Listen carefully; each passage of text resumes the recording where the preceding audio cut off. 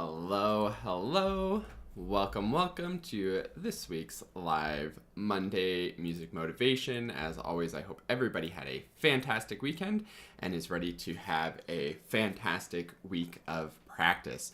So I want to follow up on a video that I did a few weeks ago now about spacing, which is a really cool kind of learning strategy based in cognitive science and learning science that helps us to retrieve information from long-term memory. If you're struggling with playing fast enough, if you're struggling with performance anxiety or that feeling of, oh, it went so much better in my practice room, but then when I was in my lesson or in the performance, it kind of fell apart and didn't feel as comfortable and confident. That's what spacing is good for, developing that confidence of the retrieval from the long-term memory and the speed of retrieval from the long-term memory, which is, again, where that really fast practicing goes. And fast playing comes from, is that ability to really quickly retrieve the information from long-term memory. Now, I've been testing this out with lots of my private students and sort of working through it with them and coming up with some very fascinating mistakes that people are making. It's been kind of funny to see how challenging it is for people to follow simple instructions, but it makes sense because the instructions are simple, but they aren't necessarily intuitive. It runs very contradictory to how we normally practice. So I wanted to kind of just talk about some of the mistakes that people may be making in spacing, and again, encourage you to give it a try. If you've been trying it since that last one, I would love to hear an update on how it's going for you. So the first kind of pitfall of spacing that I think comes up for students is the kind of counterintuitive nature of it. In spacing, the very brief overview, and there's a link in the description if you want to watch the longer video where I describe spacing and have the instructions for it. But the brief idea is you pick a section of music, you play through it once, you set a timer for 5 minutes, and then you come back and play through it once, set the timer for 5 minutes, come back and play through it once.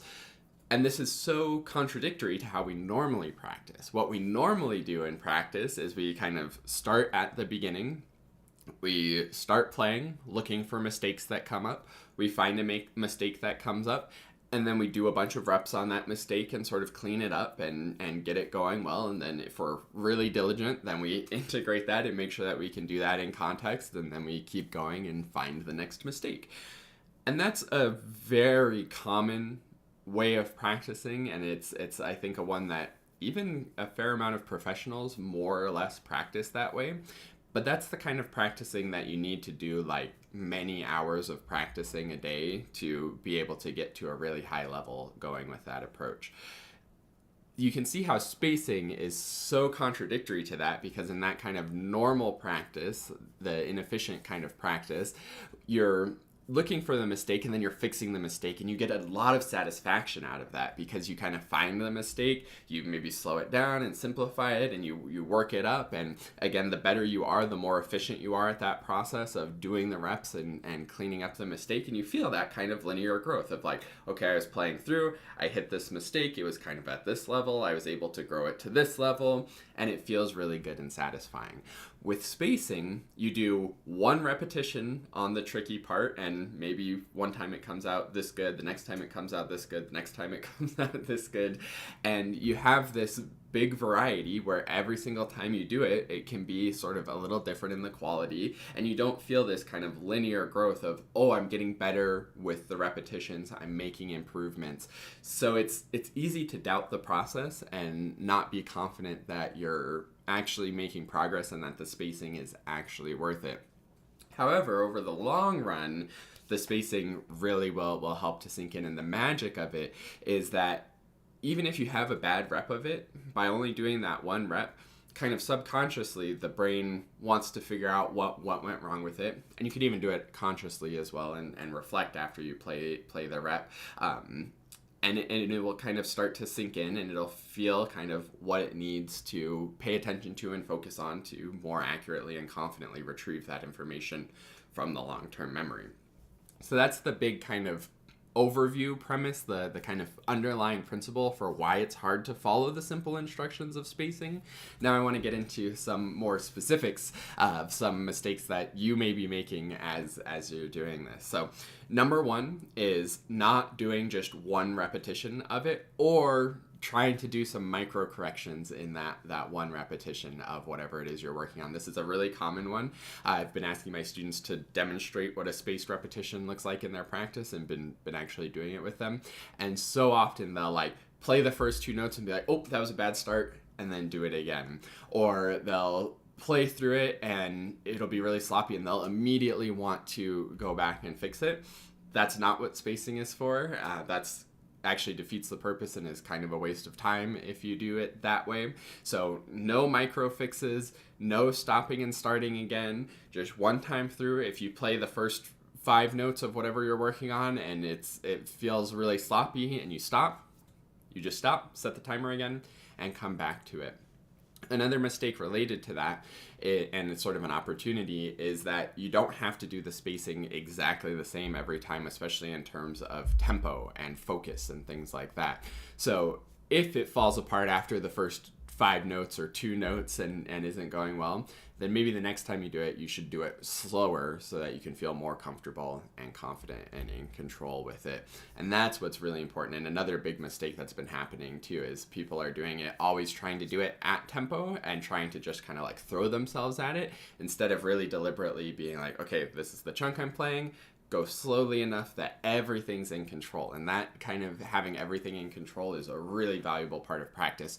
Really, no matter what kind of practice you're doing, but very important for spacing as well.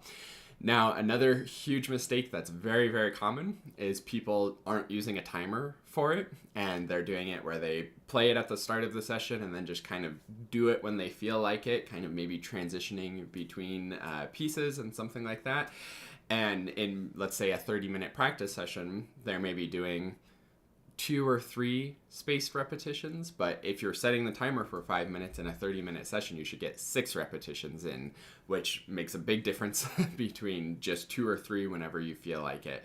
The idea with spacing, with starting with a small amount of time between repetitions, is that you're able to sort of kind of track that progress and feel the, like, just enough time that you're starting to forget it but haven't fully forgotten it.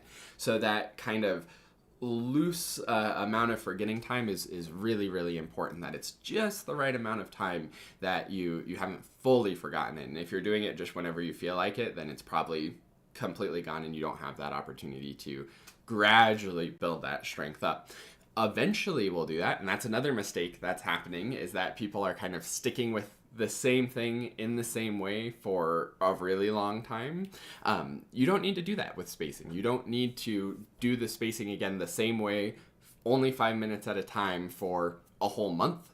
You do it until you get it going really well and really comfortable. And that's part of that sort of idea that I was just talking about. Hold on, let me remember what I was just talking about. Where the spacing, it feels less comfortable.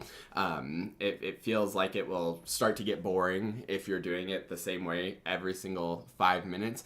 And you won't be forgetting things as you do it that frequently as you get better at it. So that's where you start to lose that kind of, again, building the muscle. Doing it every 5 minutes is like doing a curl with like a 5-pound weight or a 2-pound weight. It's pretty easy, but you're still going to get some benefits out of it at first. Doing a longer spacing between 10 minutes is like going up to a 10-pound weight. You can eventually get to the point where you're doing 30 minutes or even doing just spacing of once a day and you're lifting these really heavy weights.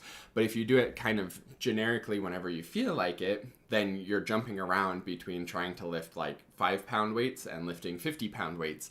And that's not going to work to build up the long-term retrieval that we're going for. Now, that being said, if you only lift 5-pound weights forever, then you're also not going to get the results that you want and build that muscle as strongly as you want. So it is good to increase the spacing time as you get more comfortable with it. It's good to increase the tempo as you get more comfortable with it. Start really comfortable, really in control, however slow that needs to be.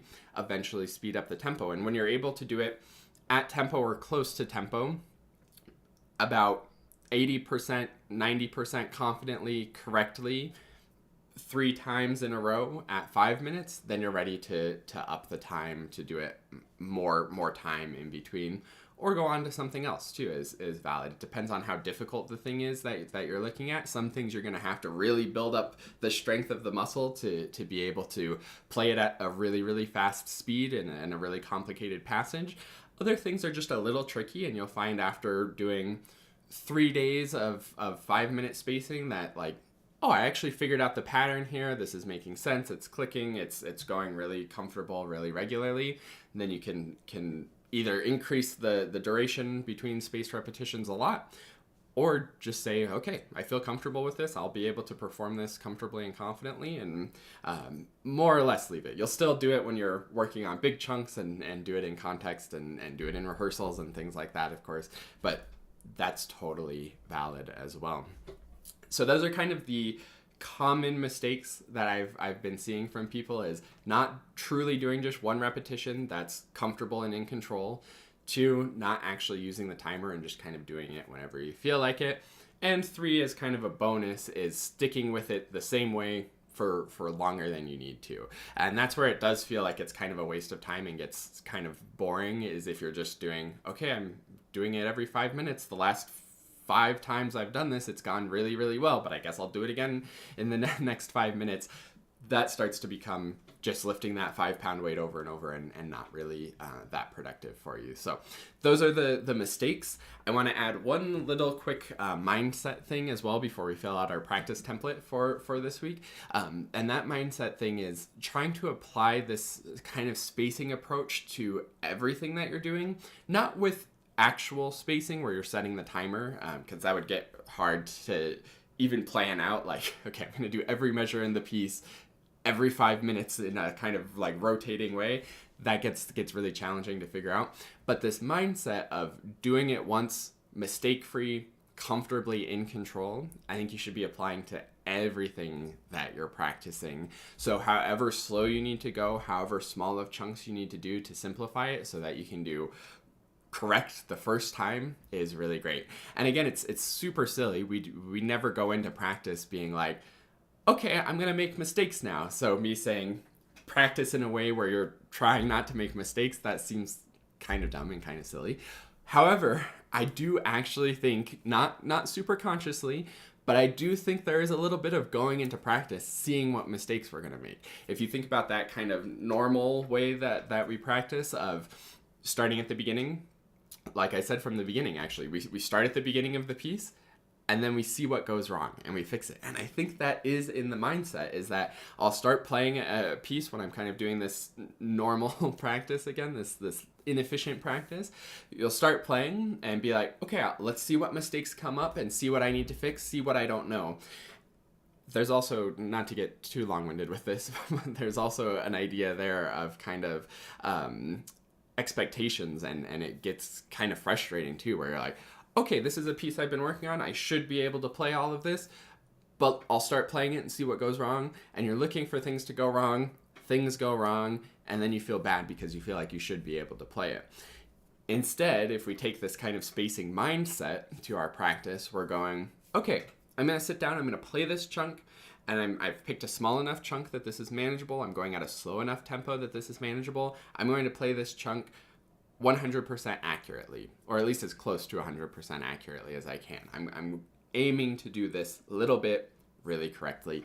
And I've been taking that mindset on a lot more in that approach in my practice, and it's been really, really fascinating. It's really helping me to keep things slow, keep things in control, and making me so much more confident as I start to pick up the tempo, and feels like I can actually do things twice as fast as I've been practicing without having to spend so much time gradually building up the tempo, because I've been so diligent about staying in control. So that's all I'll say about spacing for now. But let's go ahead and fill out our practice journal.